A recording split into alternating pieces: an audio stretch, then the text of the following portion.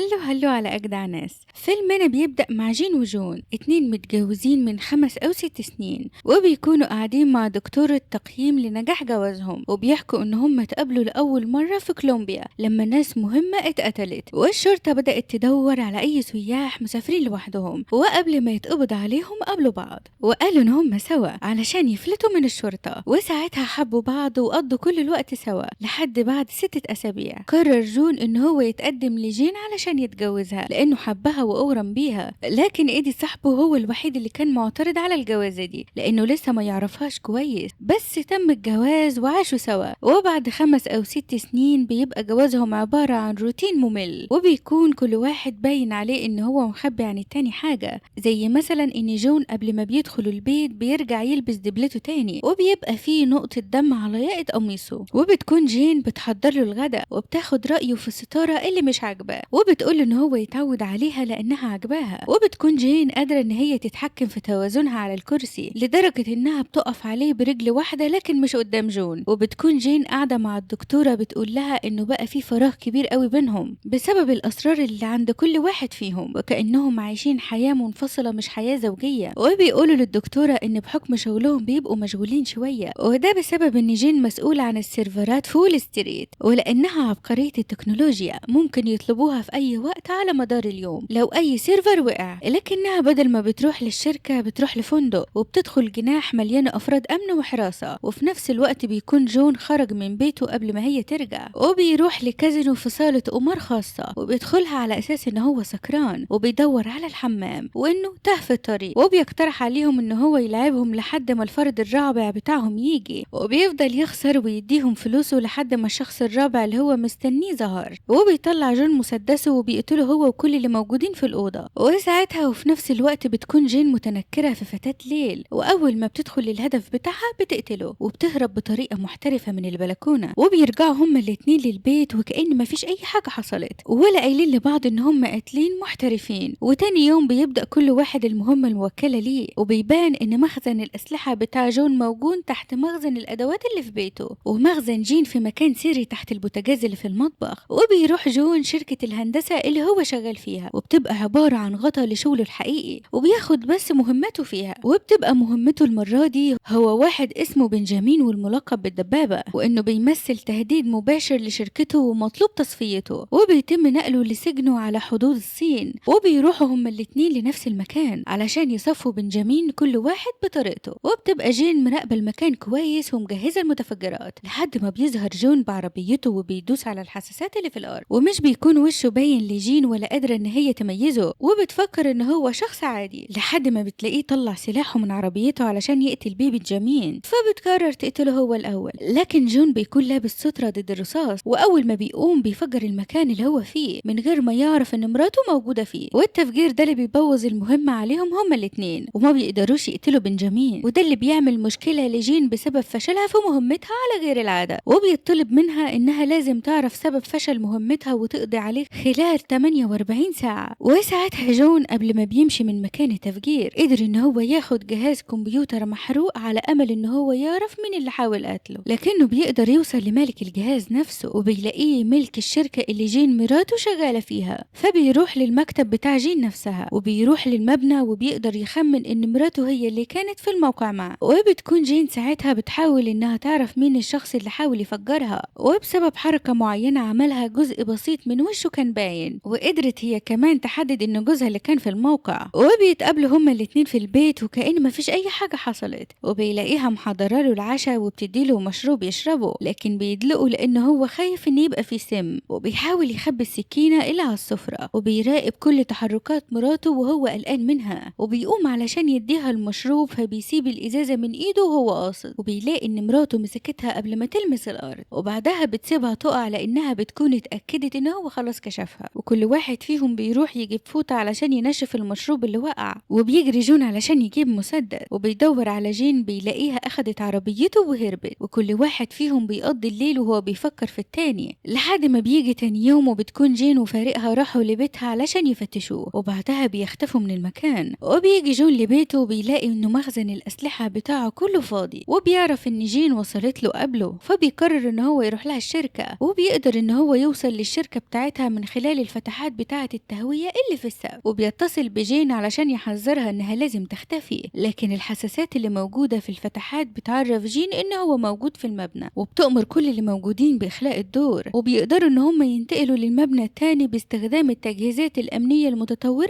بتاعتهم. وبيوصل لهم جون متأخر بعد ما بيدمروا كل حاجة موجودة في المبنى، وبيشوف جون مراته وهي بتهرب منه قدامه، لكنه بياخد المحرقة معاه اللي بتصاحبه إيدي، وبيفضل يدور فيها على أي دليل لحد ما بيلاقي لوجو مبنى تحت الإنشاء، فبيروح له وبيركب الأسانسير علشان يطلع لسطح المبنى، لكنها بتعطله بيه وهو في الدور ال70، وبتقوله إن دي آخر فرصة ليه علشان يهرب ويخرج بره المدينة، وإلا هتفجر الأسانسير بيه وهيموت. فبيقول لها إنه مش هيسيبها لأنها مراته، وبتحاول تهدده عن طريق إنها تعد عد تنازلي يمكن تخوفه، وبمجرد ما بتخلص العد المساعدة بتاعتها بتفجر الأسانسير وبيتدمر. وما بتفهمش جين اللي حصل، فبتقول لها مساعدتها إنها خلصت العد خلاص، وكانت فاكراها إنها بتتكلم بجد، وبتتراقب جين على جوزها وبتخرج من العربية جنب المبنى علشان تشوف إيه اللي حصل، وبتتأكد إن جوزها أكيد مات من الاصطدام، لكنه بيكون قاعد في أسانسير تاني وحاطط جهاز تغيير إشارة على الكاميرا علشان يبين لهم إنه هو في أسانسير مختلف عن اللي اتدمر. وبتنهار جين وبتروح المطعم اللي كانت دايما بتقابل جون فيه لما كان عايش، وبتروح المكان ده وهي بتعيط، لكنه بيظهر جنبها وبتفرح إن هي شايفاه، بس بتصر تقوله إنه هو يهرب من المدينة قبل ما تقتله، فبيطلب منها إن هي ترقص معاه تاني، وأثناء رقصهم كل واحد بيرمي الأسلحة اللي مع التاني، وبيتكلموا عن سبب فشل جوازهم لحد ما جين بتمثل إن هي حزينة وبيسيبها تعيط. وفجأة بيحصل انفجار في حمام السيدات، وبتهرب جين من المكان، وبيسمع جون إن في صوت ساعة عالي جاي من الجاكيت بتاعه، فبيعرف إن هي قنبلة، فبيحط الجاكيت في صندوق البريد وبينفجر قدامه، وبيضطر إن هو يسرق أول عربية تيجي قدامه علشان يتحرك بيها، وبيتصل بمراته يعاتبها لأنها للمرة التانية اللي كان هيموت فيها بسببها، وبيتفقوا إن هم يتقابلوا في بيتهم يتكلموا فيه ويتناقشوا بهدوء. وبيوصل جون البيت، وقبل ما بيدخل بعربيته بيلاقي مراته خبطته بعربيتها علشان تدخل هي البيت الأول، وبتبدأ إن هي تأمن البيت، وبيحاول جون إن هو يدور على أي طريقة يدخل بيها بيته قبل ما مراته تقتله، وبيدخل البيت من الدور التاني، وبيقدر إن هو يوصل لمسدس وبيجهزه لمقابلة مراته، وبتكون مراته هي كمان مستنية بسلاحها، وأول ما بتحس إن هو قريب منها بتضرب عليه نار، لكنها ما بتجيش فيه لحد ما بيقدر إن هو يخلع أنبوبة الغاز بتاعة المطبخ، وبتنفجر الأنبوبة وبتترمي جين على الأرض وسلاحها بيقع، وبيحاول يخليها تستسلم، لكنه بعد كده بيقول لها إنه ما يقدرش يقتلها، وبيرمي المسدس، وبتتأكد إن جوزها لسه بيحبها، وبيقرروا إن هم يتصالحوا، وبيكون جيرانهم بلغوا الشرطة بسبب الأصوات اللي سمعوها من بيتهم، لكنهم بيفتحوا لهم الباب وبيقولوا لهم إنه تجديد في الديكور مش أكتر.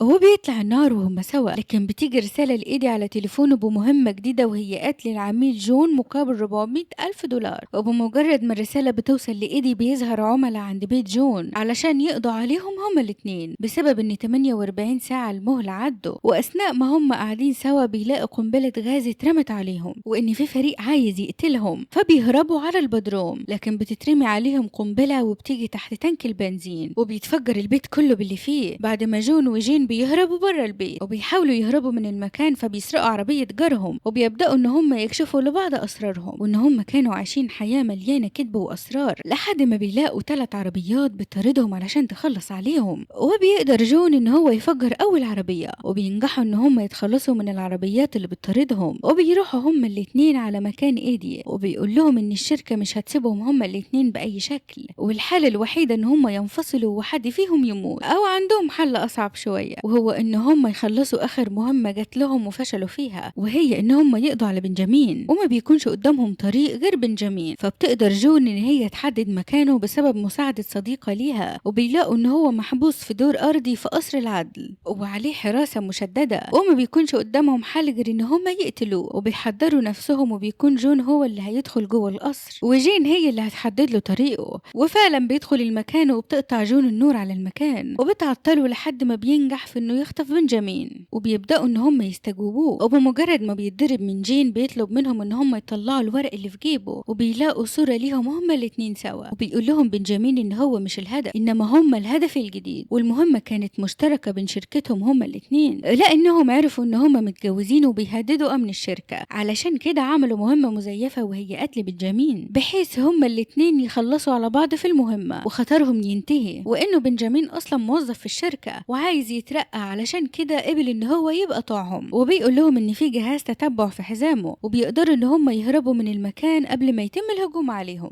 وبيستخبوا وبيفكروا هيعملوا إيه، وبيقرروا إن هم يقوموا لأن هم مش هيفضلوا عايشين هربانين طول حياتهم. وبيهربوا على أقرب مكان وهو محل لمستلزمات البيت، وبيجهزوا نفسهم لمقاومة جيش كامل مطلوب منهم تصفيتهم. وبيحاولوا إن هم يقتلوا الحراس وياخدوا أسلحتهم منهم. وبتكون جين عمالة تقتل في الباقي بالسكاكين، وبتيجي سكينة غلط في رجل جون وبيبدأ إطلاق النار. وبيحاول جون وجين إن هم يقتلوا أكبر عدد من اللي موجودين، وبيتوجعوا جدا من عدد الرصاص اللي جه في السترات الواقية بتاعتهم. وبيكملوا قتل في اللي موجودين وهم سوا ورافضين إن هم يتفرقوا لحد ما بيقدروا إن هم يقضوا على كل اللي موجودين. وبنروح تاني ليهم وهم قاعدين مع الدكتورة وبيقولوا لها إن هم الاتنين عايشين مبسوطين دلوقتي، وبيقرروا إن هم يعيشوا حياتهم سوا ويواجهوا كل التحديات مع بعض، وبيبنوا بيتهم من أول وجديد وانفصلوا عن الشركة تماما وعلى استعداد إن هم يتعاملوا سوا مع أي حد من طرف شركتهم. الفيديو ده لو عجبكم ما تنسوش تعملوا لايك واشتراك في القناة علشان يوصلكوا كل الملخصات الجديدة، وسلام.